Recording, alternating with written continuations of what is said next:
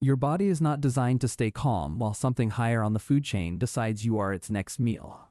For the next half hour, you are not watching a survival guide, you are living inside the actual sensation of being hunted, one apex predator at a time. Adrenaline floods your system, your heart rate climbs, blood rushes toward your large muscles, and your fine motor control quietly falls apart. Your mouth goes dry, your attention narrows down to almost nothing, and time itself can start to feel strange, stretched, or oddly slow. Some people report tunnel vision in these moments, others report a ringing silence where sound simply drops away, and some people freeze completely, which is not weakness. It is one of the oldest responses your body owns. That freeze response deserves its own explanation before we go any further, because it is one of the most misunderstood parts of the entire threat sequence. Freezing is not the absence of a response, it is an active state, your muscles tensing and ready while your brain rapidly gathers more information before committing to fight or flight. Many prey species freeze first, because sudden movement can trigger a chase reflex in a predator that might not have fully committed to an attack yet, meaning stillness can genuinely buy time in certain situations. The problem is that this same mechanism can also trap a person in place for critical seconds during an encounter where movement really was the better option, which is why freezing feels so disorienting and even shameful to people afterward, even though it was never a conscious choice. People who have frozen during a genuine threat frequently describe a strange split sensation afterward, watching themselves fail to move while some quieter part of their mind screamed to run, a mismatch between intention and action that can linger emotionally long after the physical danger has completely passed. Understanding that this response is automatic, ancient, and shared across an enormous range of species rather than a personal failure is often the first step toward making sense of it after the fact. By the end of this simulation, you will know exactly what your body and mind actually do when a big cat, a wolf pack, a bear, a crocodile, and a shark each become the thing hunting you. Every one of these 5 encounters shares the same starting ingredients: adrenaline, a narrowed mind, and a body suddenly running on instinct instead of thought. Yet each one bends those same ingredients into a completely different shape of terror by the time it is over. Being hunted is not one single feeling, because every predator on this list creates a completely different flavor of terror, built from how it actually hunts.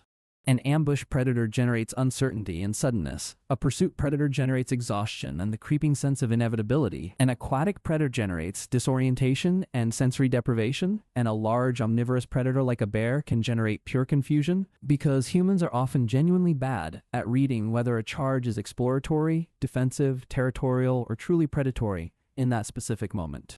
This simulation is not built to teach you tactical survival steps, because that would turn the experience into a checklist, something calm and procedural that misses the entire point of what actually happens inside a human body and mind during a genuine threat. A checklist assumes you have time to think, to consult a mental list, to weigh options calmly, but almost none of the 5 predators covered here actually grant you that luxury once the encounter has truly begun. Instead, every section ahead walks through the sensory experience itself, what your senses pick up, what your body does automatically without your permission, and what your mind quietly assumes in the absence of complete information. Let's start with the predator that gives you almost no warning at all. Big cats are the purest ambush experience on this entire list, because lions, tigers, leopards, and jaguars rarely announce themselves with a long chase. They rely on stealth, on cover, and on one explosive burst of short-range acceleration that ends the encounter before your mind even finishes processing it. Here is what that actually means for you standing in that moment. The scariest part often arrives before any physical contact happens at all. It is the sense that the environment around you has gone subtly wrong, an eerie absence of the usual warning signs your senses expect. It is the feeling of being watched from somewhere you cannot locate, a rustle in the grass that suddenly stops completely instead of continuing. It is birds that go quiet all at once, for no reason your conscious mind can name, seconds before movement appears only after it is already too late to matter. Your brain wants a full, continuous scene to process the way a chase would give you, but an ambush predator only ever gives you fragments. A shape at the edge of your vision, gone before you turn your head, then silence, then everything happening at once with no build-up at all. That collapse of reaction time is the true horror of a big cat encounter, not simply the danger itself, but the fact that your mind never gets the warning it is built to expect. Imagine walking through tall grass with visibility dropping to almost nothing beyond a few feet in every direction, the kind of terrain a big cat is built to disappear inside completely. This kind of terrain removes almost every early warning sign a human would normally rely on. No clear sight line, no advanced silhouette, nothing but shifting grass that could be wind or could be something else entirely. Your eyes keep sweeping the grass line, searching for a shape that does not belong, but a stalking cat has already spent minutes closing distance while staying almost perfectly still between each small movement. That patience is the actual weapon, more than the claws or the teeth, because it means the animal is often already close enough to strike long before your senses register any danger at all. The final acceleration, when it finally comes, covers ground far faster than a human sprint, closing what looked like a safe distance in under 2 seconds. There is no negotiation phase, no warning growl guaranteed, no slow approach you get to react to, only the fragment before, and then the impact itself. That is why survivors of close big cat encounters so often describe the moment as instantaneous, less a scene they watched unfold and more a single frame that suddenly changed. Now picture a completely different kind of fear, one that does not come from a single point of danger at all. Wolves and other wild canids hunt as a coordinated pack, which means the threat is not one animal. It is distributed pressure coming from multiple directions at once. Your mind stops being able to track a single danger and instead tries, and fails, to map several moving intentions simultaneously. Humans are simply not built to stay calm while being outflanked, because your attention can only genuinely focus on one threat vector at a time. With a pack, the emotional signature becomes cumulative dread rather than a single spike, circling that never quite closes in, probing that tests for the smallest sign of weakness, the fear of being separated from any group you might have had. Even though real wolves in the wild typically avoid humans entirely, the imagined sensation of coordinated, patient pursuit taps into something deeper than a single predator ever could. It activates your social vulnerability directly because you are no longer facing one killer, you are facing an entire system built to work against exactly one target, and that target is you. Every point in the circle could be the one that moves first, and your mind cannot rest on any single direction long enough to feel safe.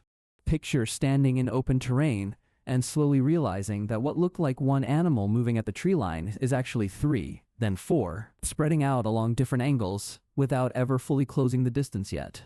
Your eyes physically cannot cover a full circle at once, so the moment you turn to check one flank, the pressure on the opposite side of your attention quietly grows without you seeing it happen. This is exactly why a pack hunt feels so different from a solo predator even at the same distance. The danger is never fully in front of you. It is distributed just enough to keep at least part of your awareness permanently exposed. This is the exact mechanism a coordinated hunt exploits, not brute force in a single instant, but patient testing, watching how you respond, learning which direction you favor, and which direction you leave exposed. The dread here builds slowly instead of striking suddenly, which is its own unique kind of psychological weight, because your body stays flooded with adrenaline for far longer than a single ambush would ever demand. There is no single moment to brace for, only a long stretch of uncertainty, where the only thing you know for certain is that you are being managed, not simply chased. Now the fear changes shape again, because this next predator does not need stealth or coordination to feel unstoppable. A large bear produces a completely different category of terror, built from mass, noise, and pure uncertainty rather than speed or numbers. The animal does not need to feel sneaky to feel lethal, because your body reads the sheer size difference before your conscious mind even finishes naming what it is looking at. Predatory attacks by bears are actually far less common than defensive encounters, and that distinction matters factually, but in the moment your body does not care about statistics at all. Part of the horror comes from simply not knowing which type of encounter you are in. Is this animal trying to drive you away, bluffing to test you, defending cubs nearby, guarding a carcass, or genuinely treating you as prey right now? Polar bears deserve a specific mention here, because compared with many other bear species, they are more willing to view a human as legitimate prey rather than a threat to be driven off. The psychological effect of knowing that fact is completely different from facing an animal that simply wants you gone from its territory, because now the calculation in your head changes entirely. You are no longer negotiating for space, you are negotiating for your life against something that may already see you as a meal rather than an intruder. Consider the raw physical presence of a large bear standing upright, easily doubling a human's height, with a huff or a jaw pop that carries across open ground, long before any charge even begins. That sound alone can trigger a full threat response, because your body reads volume and mass as danger signals long before your conscious mind finishes analyzing whether the behavior is actually defensive or predatory. A bluff charge can stop just short of contact. A real charge does not, and in the moment there is often no reliable way to know in advance which one you are facing. This uncertainty is precisely what makes a bear encounter so mentally exhausting compared to a cleaner ambush, because your mind keeps recalculating the situation in real time with each new movement the animal makes. Do you hold your ground? Do you back away slowly? Do you make yourself appear larger? Every choice carries its own risk, and the bear's next move can invalidate whatever decision you just made. This constant recalculation is mentally exhausting in a way a single instantaneous ambush never is, because your mind is never allowed to settle on one clear plan of action for more than a few seconds at a time before new information forces it to reconsider everything. The sheer unpredictability of the animal's next move, more than its size or its strength alone, is often what people remember most vividly afterward. The sense of having no reliable script to follow, no matter how carefully they tried to read the situation as it unfolded. Now leave dry land behind completely, because the next predator turns the entire environment itself into the trap. Crocodilians are the absolute masters of sudden conversion, shifting from complete stillness to overwhelming violence in a fraction of a second. The emotional signature here is not a chase at all. It is the collapse of trust in your surroundings, because water that looked completely neutral seconds ago becomes a weaponized edge without warning. Your body is especially vulnerable in water, because your movement slows down dramatically, your footing disappears entirely, visibility often drops to almost nothing, and the predator can strike from below or from the side, exactly at the boundary between two different worlds. The true horror is how fast an ordinary moment becomes an abnormal one. One instant you are simply approaching a riverbank the way you have 100 times before. The next instant is violent force, spinning, submersion, and a complete loss of orientation. Drowning panic and predation panic can hit you simultaneously in this scenario, which is psychologically devastating in a way that few other encounters on this list can match. Picture the seconds right before, standing at a riverbank that looks exactly like every other riverbank you have ever safely stood beside, the surface calm, the water reflecting the sky without a single ripple to suggest anything is wrong. That calm surface is precisely the trap, because a crocodilian can remain motionless for extended stretches, floating like driftwood, conserving energy while waiting for exactly the right distance and the right moment to close. The strike itself is explosive rather than gradual, a full body lunge covering the gap in a fraction of a second, followed immediately by a grip designed to hold rather than release. Once contact happens, the animal will often use a rolling motion to disorient its target completely, which means your own sense of up and down disappears almost instantly along with any hope of controlled movement. That combination, the false calm beforehand and the violent, disorienting reality afterward, is what makes crocodilian encounters feel less like a chase and more like the world itself turning against you without warning. Survivors of real crocodilian attacks frequently describe an inability to tell which way was up during the initial roll, a total sensory scramble that lasts only seconds, but feels far longer, made worse by water filling the mouth and nose at the exact moment the body most needs clear air and clear orientation.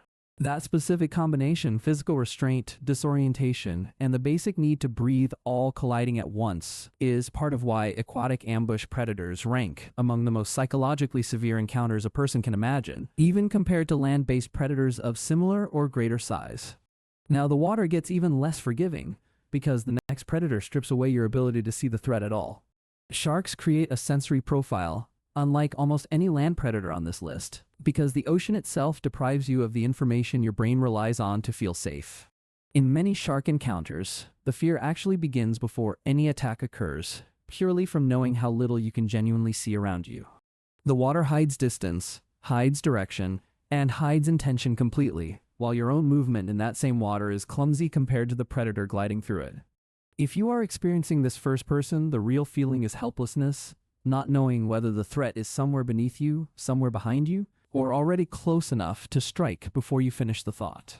The fear here is not only about pain or injury, it is the radical asymmetry of competence between you and the animal sharing that same water. Consider how differently your body moves through water compared to how a shark moves through the exact same environment. Your limbs working against resistance while the predator's entire body is built to slice through it with almost no wasted motion. Visibility in open water can drop to just a few feet even in daylight, which means a shark can be close enough to observe you clearly long before you ever see so much as an outline in return. Many documented encounters describe an investigative pass beforehand, the animal circling once or brushing past to assess what it has found, which means the first physical contact you feel may not even be the beginning of the true danger. That investigative behavior is part of what makes the sensory deprivation so unsettling, because you cannot tell whether a pass is curiosity, a test, or the opening move of something far more serious.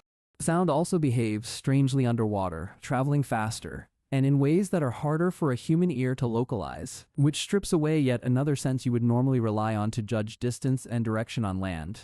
Even your own breathing becomes a source of noise and bubbles that can mask subtler sounds nearby, meaning the very act of staying calm enough to breathe steadily can paradoxically reduce your ability to notice something approaching from a distance. Vision fares no better in these conditions, because light scatters and fades quickly with depth, turning even a nearby large shape into a vague silhouette that could be anything from harmless debris to the exact predator your body is already bracing for. One more predator deserves an honest mention here, because accuracy actually makes the fear more interesting rather than less. Wild orca attacks on humans are extraordinarily rare, especially compared with how terrifying they can appear on screen or in stories passed around. That gap itself is a fascinating detail, because some predators are frightening less because they commonly hunt humans, and more because the human imagination understands it would stand absolutely no chance if that predator ever chose to attack. The dread of scale, of intelligence, and of acoustic space and open ocean can still be used honestly here, without falsely implying orcas regularly hunt people, because the fear works even without exaggeration. Consider what makes the idea of an orca so unsettling even without any real pattern of predation behind it: an animal larger than almost anything else in the water, capable of coordinated group behavior, and equipped with echolocation that means it can effectively see you through sound alone even in complete darkness. That last detail matters more than people realize, because it means visibility stops being a meaningful advantage or disadvantage at all. The animal does not need to see you to know exactly where you are and how you are moving. Orcas are also known for remarkably deliberate hunting behavior toward their actual natural prey, coordinating in ways that suggest planning rather than pure instinct, which is part of why the imagined scenario feels so much more unsettling than its real-world frequency would justify. The honest conclusion here is that some predators earn their reputation through actual statistics, while others earn it through raw capability that simply has not been turned toward humans in any meaningful pattern, and both of those can still generate real, justified unease. Now let's walk through what is actually happening inside your body during any one of these 5 encounters, in the exact order it happens. First comes detection or suspicion, a flicker of movement, a sound that does not belong, a feeling that something in the environment has shifted in a way you cannot immediately name. Next comes appraisal, your mind rapidly asking itself whether that movement was random or intentional, whether it deserves your full attention or can be dismissed. This appraisal stage happens far faster than conscious thought, often in a fraction of a second, and it draws on pattern recognition your brain has been quietly building your entire life, comparing the current movement against every similar movement you have ever witnessed before. A branch swaying in wind has a certain rhythm to it, predictable and repetitive, while a body moving with intent has a different quality entirely, more variable, more purposeful, and your brain can often tell the difference before you consciously understand why you are suddenly more alert. This is also the stage where false alarms happen most often: a shadow, a gust of wind, a bird taking flight, all capable of triggering the same initial spike of appraisal even when no actual threat exists at all, because the cost of a false alarm is far lower than the cost of missing a real one. Then arousal takes over completely. Your heart rate spikes, your breathing changes, your pupils dilate, and your attention narrows sharply toward the threat and almost nothing else. This narrowing has a real cost, because peripheral awareness drops significantly during full arousal, meaning a second threat approaching from outside your narrowed field of attention can go completely unnoticed until it is far closer than it should be. Hearing changes too. Some people experience a temporary reduction in peripheral sound, sometimes called auditory exclusion, where a gunshot or a loud crash right beside them barely registers because their entire auditory processing has been redirected toward the primary threat alone. After that, cognition itself starts to degrade. Complex planning becomes noticeably harder, fine motor skills get worse, and some people make wildly poor movement choices, not because they are foolish, but because the nervous system is now prioritizing immediate escape over careful, elegant reasoning. This is why simple tasks like unlocking a car door or untying a knot can suddenly feel almost impossible under extreme stress, because fine motor coordination is one of the very first systems your body deprioritizes the moment it decides survival requires gross motor action instead, running, climbing, or striking rather than careful, precise movement. Memories formed during this kind of extreme stress can end up vivid in isolated fragments, while the overall sequence of events becomes strangely distorted afterward. Survivors across many different documented threat encounters describe this same pattern, remembering one specific detail with almost photographic clarity, the exact color of an eye, a single sound, the texture of the ground, while the surrounding sequence of events blurs into something closer to disconnected snapshots than a continuous film. This is not a flaw in memory, it is a direct consequence of how your brain allocates resources under extreme threat, prioritizing survival-relevant details over the smooth, chronological narrative your memory usually builds without effort. Time perception itself distorts in a similar way, with many people reporting that the entire encounter felt like it lasted several minutes when video evidence or timestamps later prove it lasted only a handful of seconds. This stretched sense of time likely comes from your brain processing an unusually dense stream of sensory information all at once, which your mind later interprets as a longer duration than the clock actually recorded. Your body's stress hormones also linger well beyond the actual moment of danger, meaning the shaking, the racing heart, and the heightened alertness can continue for many minutes or even longer after the immediate threat has already passed. Here is the detail that ties every single encounter on this list together into one bigger idea. The specific style of predator actually shapes the specific mental movie playing inside your head while it happens. An ambush predator like a big cat creates disbelief because the gap between normal and danger collapses almost instantly with no transition. A pack predator like wolves creates encirclement, a sense of being mapped and pressured from angles you cannot track all at once. An aquatic predator like a crocodile or a shark creates invisibility and a strange claustrophobia even inside completely open water. A massive predator like a bear creates scale shock, the pure, immediate impact of a size difference your body registers before your mind can even process it. This is the real reason the concept of being hunted works so well as a simulation. It is not simply a list of scary animals, it is 5 completely different architectures of fear, each one built from how that specific predator actually operates. Think about what each architecture demands from your mind in the moment it activates. The ambush architecture demands instant reaction with almost no processing time available at all, while the encirclement architecture demands sustained vigilance stretched across many long, exhausting minutes. The invisibility architecture found in water demands that you make decisions with almost none of your normal sensory information intact, forcing you to act on incomplete data in a way land-based encounters rarely require. The scale shock architecture works differently again, overwhelming your threat assessment system before any actual aggressive behavior even occurs, purely through the raw physical presence of something so much larger than you are. Put these 4 architectures side by side, and a pattern emerges. Fear is not one single emotion with different intensities. It is several distinct psychological experiences that simply share the same label because English does not have 5 separate words for them. A horror film or a written account that blends these architectures together without distinguishing them actually loses realism, because a bear encounter should never feel identical to a shark encounter even though both end in the same broad category of danger. Knowing which architecture you are inside of also changes what your body instinctively tries to do, sharpening vision and stillness for an ambush threat, widening peripheral awareness for an encircling threat, and triggering a desperate reach for solid ground or elevation the moment an aquatic threat is suspected nearby. None of this happens through conscious decision-making. It happens because millions of years of encounters with exactly these kinds of threats shaped which automatic response fires first, long before any single person alive today was ever born. For honesty's sake, it matters to say clearly that most apex predators on this list generally prefer not to hunt humans at all. Many real encounters turn out to be territorial, defensive, or simply opportunistic rather than deliberate predation from the very beginning. A bear defending a food source, a shark investigating an unfamiliar shape in murky water, or a big cat protecting a den with cubs nearby are all fundamentally different situations from an animal actively hunting a human as prey, even though the immediate physical danger to a person caught in any of these scenarios can look almost identical from the outside.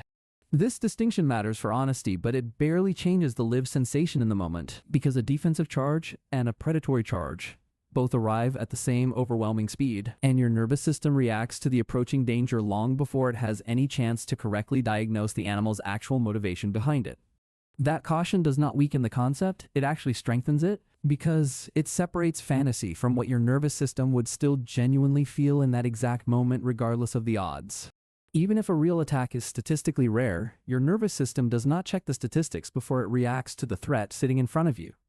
This gap between statistical rarity and lived sensation is actually one of the most interesting details in the entire simulation because it explains why humans can feel genuine terror in situations that data alone would call extremely unlikely.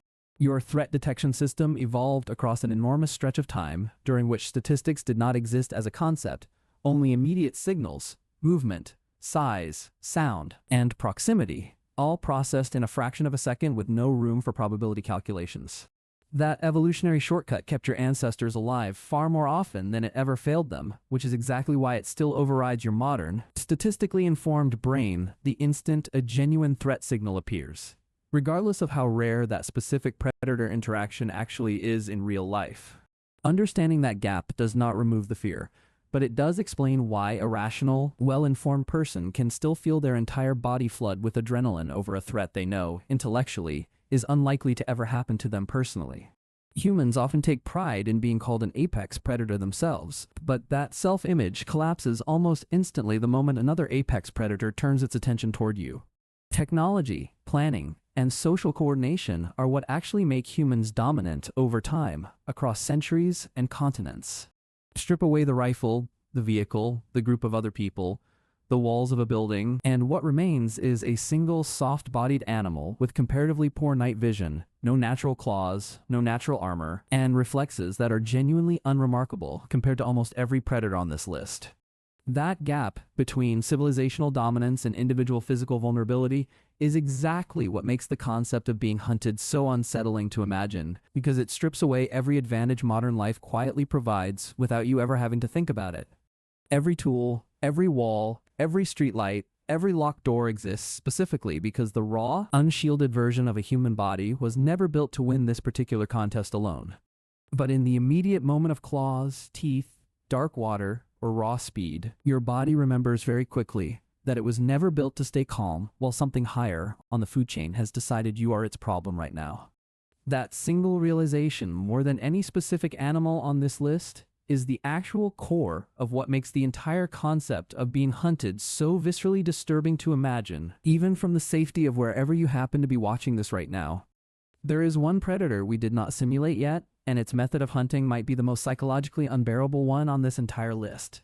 Unlike the 5 covered here, this next predator does not rely on ambush, on numbers, on mass, or on sensory deprivation. It relies on pure, relentless pursuit, a chase that simply does not stop until exhaustion makes the outcome inevitable.